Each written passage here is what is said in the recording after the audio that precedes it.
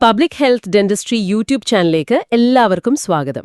ഇന്ന് നമ്മൾ ഒരു വിഷയം കുറച്ചുകൂടി ആഴത്തിൽ മനസ്സിലാക്കാൻ ശ്രമിക്കുകയാണ് അല്ലേ? അതെ, നമ്മുടെ ഈ മെഡിക്കൽ ഡെന്റൽ ഫീൽഡിലൊക്കെ റിസർച്ച് പേപ്പറോ അല്ലെങ്കിൽ വെറുതെ എന്തെങ്കിലും വായിക്കുമ്പോഴോ സ്ഥിരം കേൾക്കുന്നൊരു വാക്കുണ്ട്, നോർമൽ കർവ്. നോർമൽ കർവ് ശരിയാണ്. എന്താണ് ഈ സാധനം? ഒരു ബെല്ല് പോലത്തെ ഒരു ഷേപ്പൊക്കെ കാണാറുണ്ട് ഗ്രാഫില്. എന്തുകൊണ്ടാണ് അങ്ങനെ?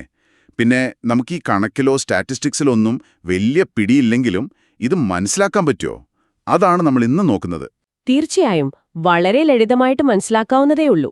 അതെ, ലളിതമായ ഭാഷയിൽ കുറച്ച് ഉദാഹരണങ്ങളൊക്കെ വെച്ച് ഈ നോർമൽ കർവ് എന്താണെന്നും പിന്നെ നമ്മുടെ ഡെന്റൽ റിസർച്ചിലും ക്ലിനിക്കൽ പ്രാക്ടീസിലുമൊക്കെ ഇതിന് വല്ല കാര്യവുമുണ്ടോന്നും നമുക്കൊന്ന് സംസാരിച്ചു നോക്കാം. ഓക്കെ.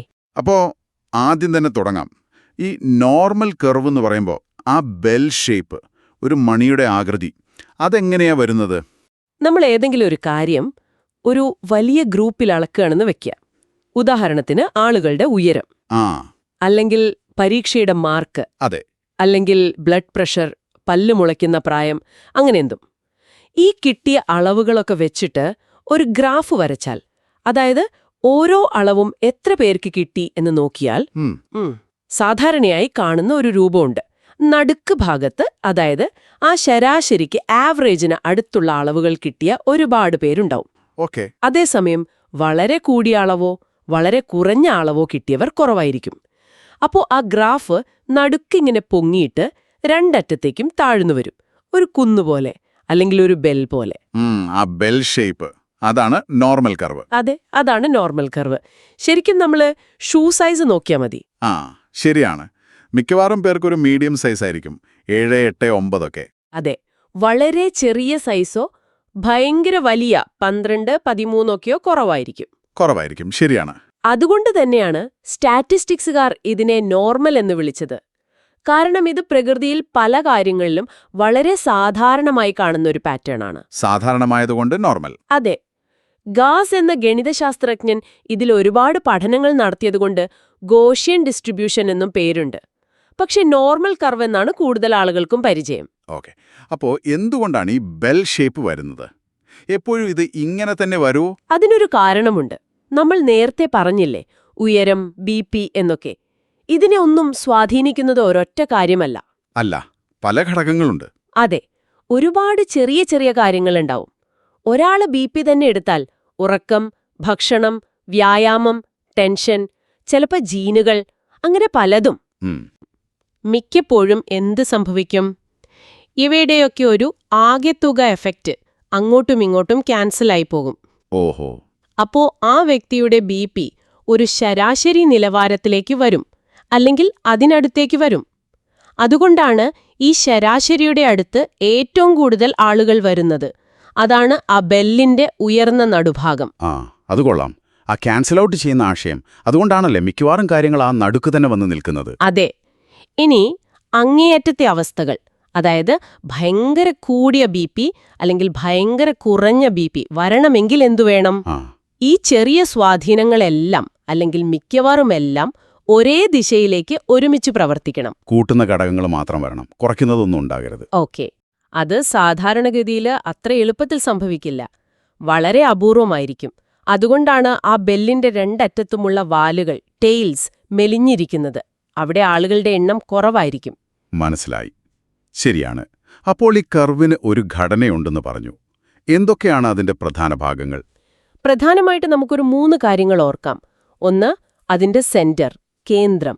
അത് സാധാരണയായി നമ്മൾ കണക്കാക്കുന്ന ശരാശരി അഥവാ മീൻ ആയിരിക്കും. അതാണ് കർവിന്റെ ഏറ്റവും പൊങ്ങിയ ഭാഗം, ഏറ്റവും കൂടുതൽ ആളുകളുള്ള ആ സ്ഥലം. അതെ. 2, അതിന്റെ വ്യാപനം അല്ലെങ്കിൽ സ്പ്രെഡ്. അതായത് ഈ ബെല്ലിന് എത്ര വീതിയുണ്ട്, ഈ അളവുകൾ ശരാശരിയിൽ നിന്ന് എത്ര ദൂരെയാണ് ചിതറിക്കിടക്കുന്നത്. ഓക്കെ.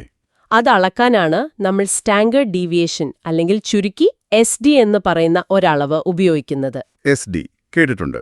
SD കുറവാണെങ്കിൽ ബെൽ നല്ല കൂർത്ത ഇടുങ്ങിയ ഷേപ്പായിരിക്കും. അതായത് എല്ലാവരും ആ ശരാശരിക്ക് അടുത്തടുത്ത് തന്നെ. SD കൂടുതലാണെങ്കിൽ ബെൽ നല്ല പരന്ന് വീതിയുള്ളതായിരിക്കും.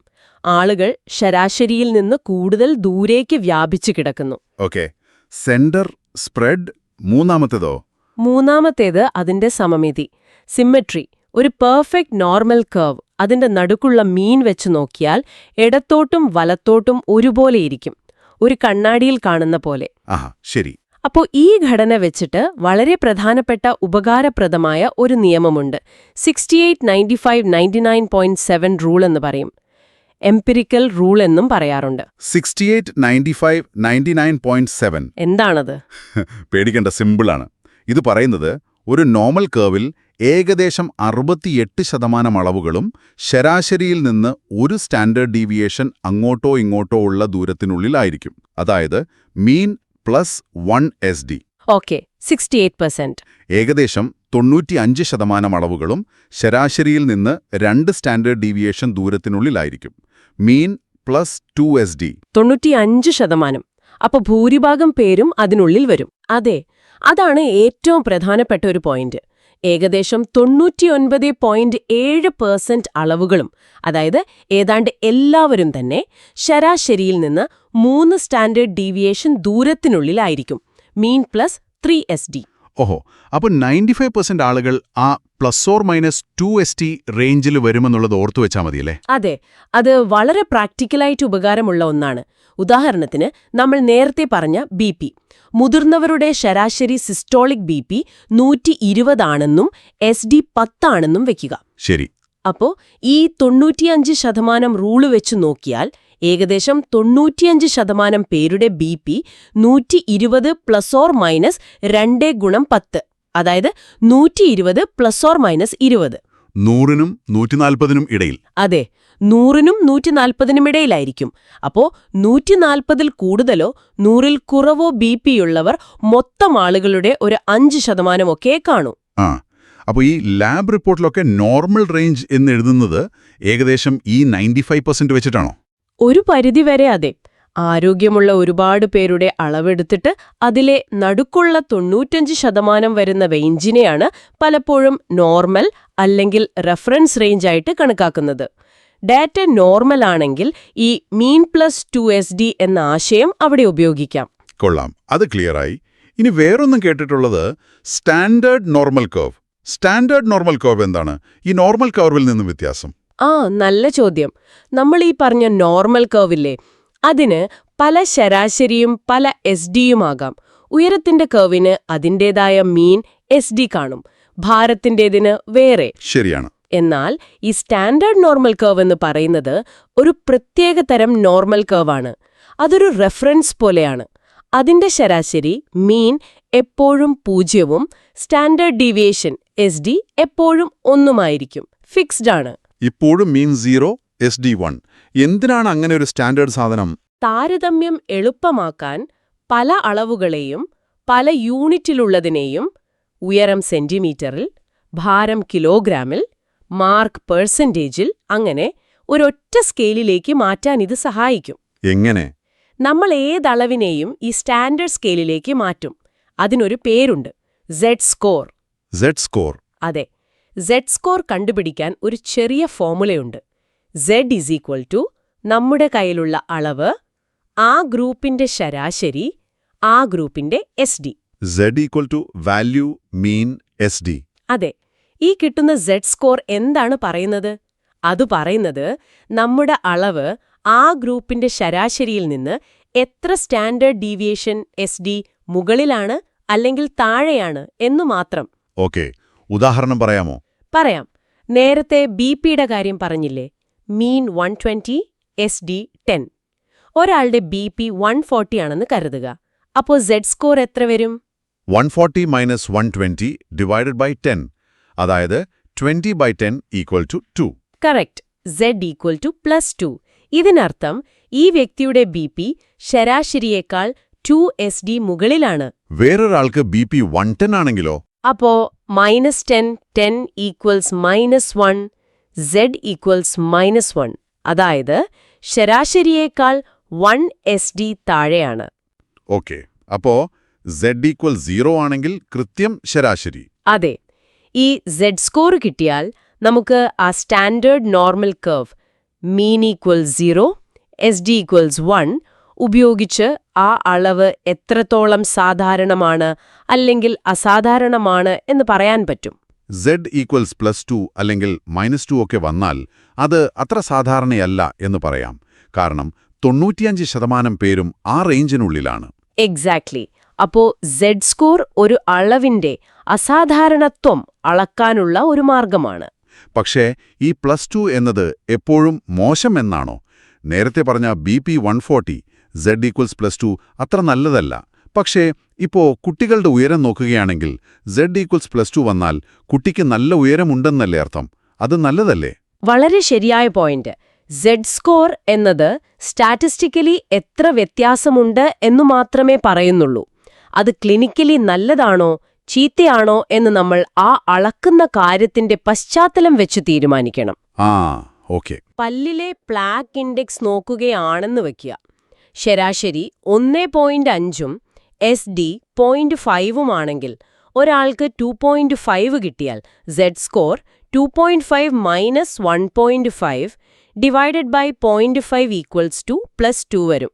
ഇവിടെ Z ഈക്വൽസ് ടു +2 എന്നാൽ പ്ലാക്ക് വളരെ കൂടുതലാണ്, അത് നല്ലതല്ല. ശ്രദ്ധിക്കണം. അതെ. പക്ഷേ ഉയരത്തിന്റെ കാര്യത്തിൽ Z ഈക്വൽസ് ടു +2 എന്നാൽ കുട്ടി ആ പ്രായത്തിലെ ശരാശരിയേക്കാൾ ഉയരമുള്ള ആളാണ്. അതൊരു രോഗലക്ഷണമാകണമെന്നില്ല. അപ്പോ കോണ്ടെക്സ്റ്റ് ഇസ് ഇമ്പോർട്ടന്റ്. മനസ്സിലായി. അപ്പോൾ Z സ്കോർ എന്നത് ഒരു അളവ് അതിന്റെ ഗ്രൂപ്പിലെ മറ്റുള്ളവരുമായി താരതമ്യം ചെയ്യുമ്പോൾ എവിടെ നിൽക്കുന്നു എന്ന് കാണിച്ചു തരുന്നു. Relative position. അതെ, അതാണ് അതിന്റെ പ്രധാന ഉപയോഗം. ശരി. ഇനി നമ്മൾ ആദ്യം സംസാരിച്ചതിലേക്ക് വരാം. എന്തുകൊണ്ടാണ് ഈ നോർമൽ കർവ് പ്രകൃതിയിൽ ഇത്ര സാധാരണമായി കാണുന്നത്? ആ ചെറിയ ഘടകങ്ങളുടെ കാര്യം പറഞ്ഞോ? വേറെന്തെങ്കിലും? ഒരു പ്രധാനപ്പെട്ട ആശയം കൂടിയുണ്ട്. സെൻട്രൽ ലിമിറ്റ് തിയറം എന്ന് പറയും. Central limit theorem. അതെ, അതിന്റെ വിശദാംശങ്ങളിലേക്ക് പോകണ്ട. പക്ഷെ അതിന്റെ രത്നചുരുക്കം ഇതാണ്. നിങ്ങൾ ഏതെങ്കിലും ഒരു വലിയ ഗ്രൂപ്പിൽ നിന്ന് കുറച്ചുപേരെ വീതം വീണ്ടും വീണ്ടും എടുത്ത് അവരുടെ അളവുകളുടെ ശരാശരി കണ്ടുപിടിക്കുകയാണെന്ന് വെക്കുക. ഉദാഹരണത്തിന് ദിവസവും വരുന്ന 25 രോഗികളുടെ ശരാശരി BP. അതെ, അങ്ങനെ ഒരുപാട് ദിവസത്തെ ഈ ശരാശരി BPകൾ നിങ്ങളൊരു ഗ്രാഫിൽ പ്ലോട്ട് ചെയ്താൽ ആ ശരാശരികൾ എപ്പോഴും ഒരു നോർമൽ കർവ് പോലെ വിതരണം ചെയ്യും. ആണോ? യഥാർത്ഥ BP നോർമൽ അല്ലെങ്കിൽ പോലും? അതെ, ഓരോ വ്യക്തിയുടെയും BP ചിലപ്പോൾ നോർമൽ ആയിരിക്കില്ല.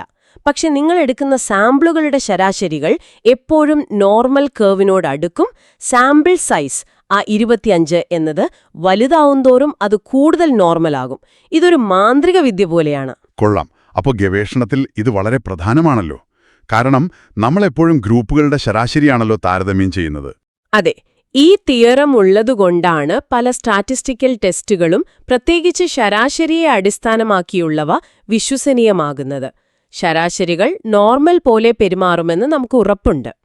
ഈ സ്റ്റാറ്റിസ്റ്റിക്കൽ ടെസ്റ്റുകളുടെ കാര്യം പറഞ്ഞപ്പോഴാണ് നമ്മൾ ഈ റിസർച്ച് പേപ്പറിലൊക്കെ കാണുന്ന parametric test, non parametric test, എന്താണ് അതിന്റെ ഒരു നോർമൽ കർവുമായുള്ള ബന്ധം? അത് ഇതിനോട് നേരിട്ട് ബന്ധമുള്ള കാര്യമാണ്.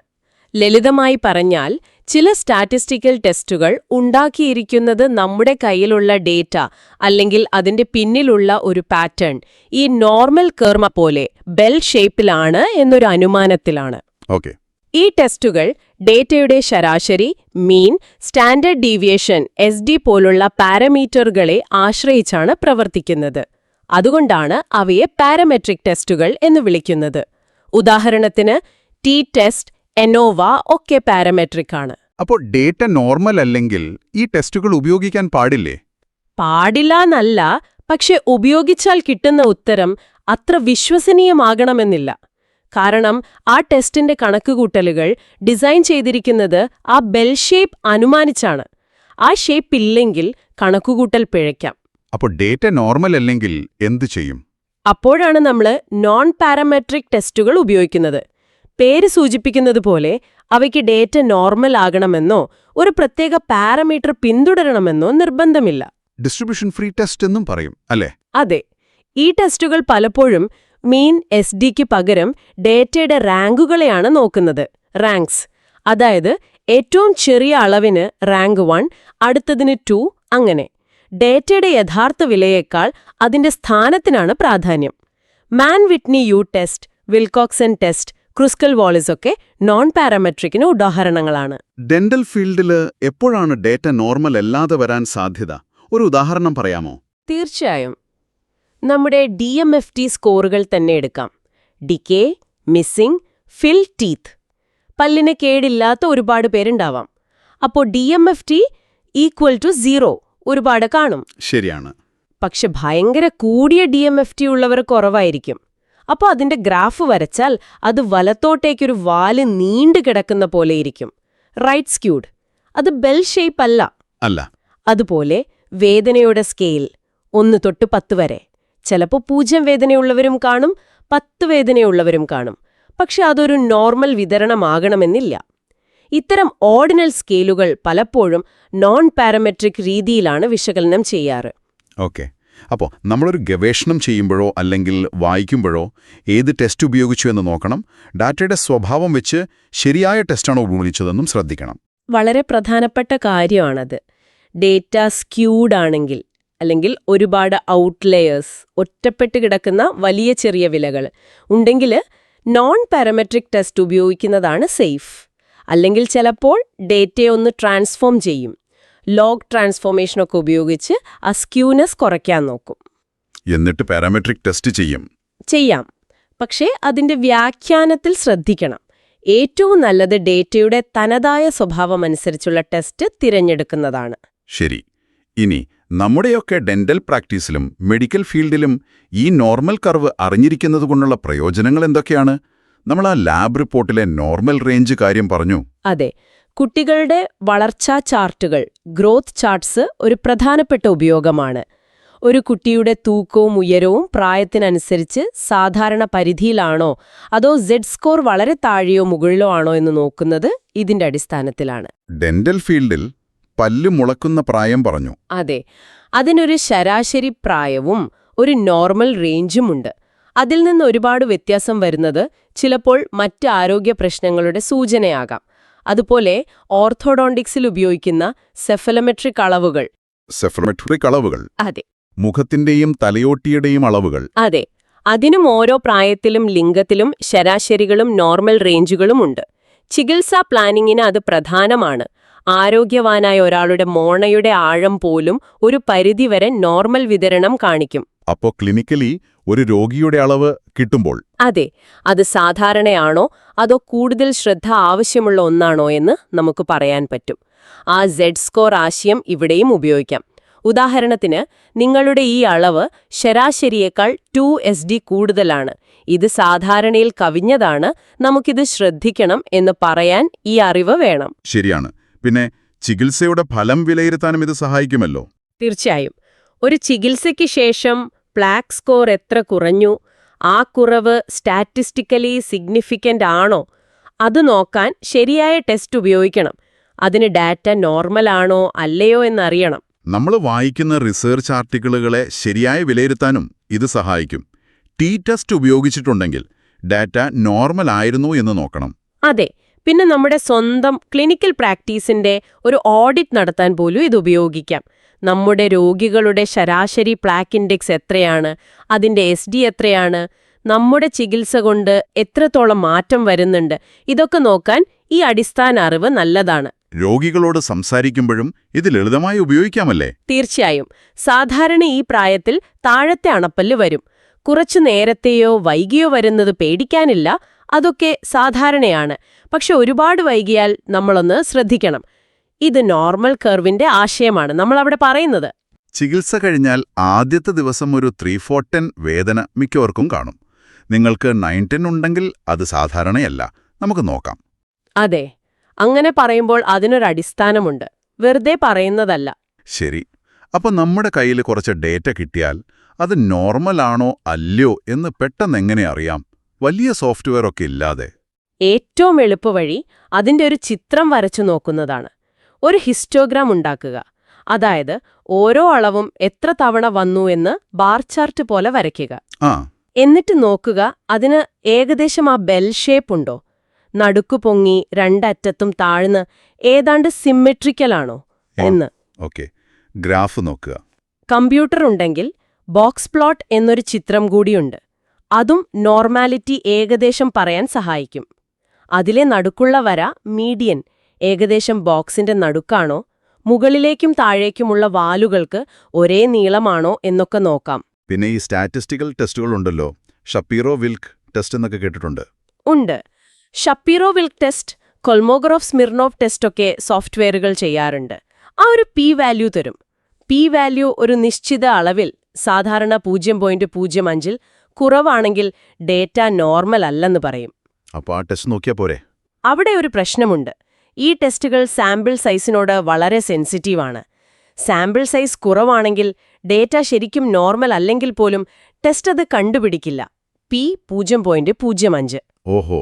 സാമ്പിൾ സൈസ് ഭയങ്കര വലുതാണെങ്കിൽ ഡേറ്റ ഏകദേശം നോർമൽ ആണെങ്കിൽ പോലും ചെറിയൊരു വ്യതിയാനം മതി ടെസ്റ്റ് നോർമൽ അല്ലെന്ന് പറയാൻ. പി 0.05. അപ്പോൾ ടെസ്റ്റ് മാത്രം നോക്കി തീരുമാനിക്കരുത്. അതെ, ഗ്രാഫ് നോക്കണം, സാമ്പിൾ സൈസ് എത്രയുണ്ടെന്ന് നോക്കണം, എന്നിട്ടൊരു തീരുമാനത്തിലെത്തണം. ചിലപ്പോൾ QQ പ്ലോട്ട് എന്നൊരു ഗ്രാഫ് കൂടിയുണ്ട്. അതും ഉപകാരപ്പെടും. ഡേറ്റാ പോയിന്റുകൾ ഒരു നേർരേഖയോട് ചേർന്ന് കിടക്കുകയാണെങ്കിൽ നോർമൽ ആകാൻ സാധ്യതയുണ്ട്. അപ്പോൾ ചുരുക്കത്തിൽ ഗ്രാഫ് നോക്കുക, സാമ്പിൾ സൈസ് പരിഗണിക്കുക, ആവശ്യമെങ്കിൽ ടെസ്റ്റ് ചെയ്യുക, എന്നിട്ട് തീരുമാനിക്കുക നോർമൽ അല്ലെങ്കിൽ.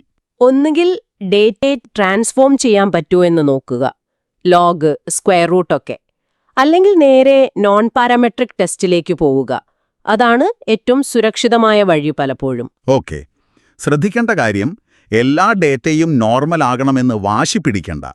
സ്ക്യൂഡ് ഡേറ്റയിൽ നിർബന്ധിച്ച് പാരാമെട്രിക് ടെസ്റ്റ് ചെയ്യരുത്.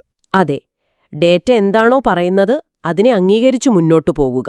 വളരെ നന്നായിട്ടുണ്ട്. അപ്പോൾ നമ്മൾ ഇന്ന് സംസാരിച്ച കാര്യങ്ങൾ ഒന്ന് ഓടിച്ചു പറഞ്ഞാൽ. നോർമൽ കർവ് ഒരു ബെൽ ഷേപ്പാണ്. മിക്ക അളവുകളും നടുക്ക് ശരാശരിക്ക് അടുത്തുവരും. അറ്റങ്ങളിലേക്ക് പോകുന്തോറും എണ്ണം കുറയും. 68, 95, 95.7 നിയമം. പ്രത്യേകിച്ച് 95% അളവുകളും മീൻ +or-2 SD-ക്കുള്ളിൽ വരും എന്നത് ഓർക്കണം. സെഡ് സ്കോർ ഉപയോഗിച്ച് ഒരളവ് എത്രത്തോളം സാധാരണ അല്ലെങ്കിൽ അസാധാരണമാണെന്ന് അതിന്റെ ഗ്രൂപ്പുമായി താരതമ്യം ചെയ്യാം. Z വാല്യൂ -മീൻ SD. പിന്നെ ഡാറ്റയുടെ ഷേപ്പ് നോക്കിയിട്ട് വേണം parametric test, T test, ANOVA വേണോ, നോൺ പാരാമെട്രിക് ടെസ്റ്റ്, മാൻവിറ്റ്നി, വിൽകോക്സൺ വേണോ എന്ന് തീരുമാനിക്കാൻ. അതെ, മെഡിക്കൽ, ഡെന്റൽ ഫീൽഡില് നോർമൽ എന്താണെന്ന് മനസ്സിലാക്കാനും രോഗിയുടെ അവസ്ഥ വിലയിരുത്താനും ചികിത്സാഫലം നോക്കാനും ഗവേഷണം ചെയ്യാനും ഒക്കെ ഈ നോർമൽ കർവ് എന്ന ആശയം വളരെ പ്രധാനമാണ്. ശരിയാണ്. ഈ സംസാരം അവസാനിപ്പിക്കുമ്പോൾ ഒരു കാര്യം കൂടി ആലോചിക്കാൻ തരാം. നമ്മൾ ഇത്രയും നേരം ഈ നോർമൽ അല്ലെങ്കിൽ സാധാരണ എന്താണെന്ന് പഠിക്കാൻ ശ്രമിച്ചു.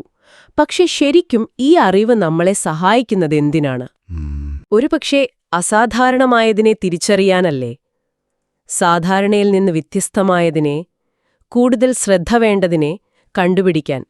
നിങ്ങളൊരു രോഗിയെ പരിശോധിക്കുമ്പോഴോ ഒരു ആർട്ടിക്കിൾ വായിക്കുമ്പോഴോ ഈ നോർമൽ റേഞ്ചിൽ നിന്ന് പുറത്തുള്ളൊരളവ് കാണുമ്പോൾ അതിന്റെ പ്രാധാന്യം എന്തായിരിക്കാമെന്ന് ചിന്തിക്കാൻ ഈ അറിവ് നിങ്ങളെ സഹായിക്കില്ലേ? അതാണ് നമ്മൾ ഈ അറിവ് കൊണ്ട് ശരിക്കും ചെയ്യേണ്ടത്. വളരെ ശരിയാണ്. ആ അസാധാരണത്വം തിരിച്ചറിയുക എന്നുള്ളത് നല്ലൊരു പോയിന്റാണ്. ഇന്നത്തെ ഈ വിശദമായ സംസാരത്തിന് ഒരുപാട് നന്ദി. എന്റെ സന്തോഷം.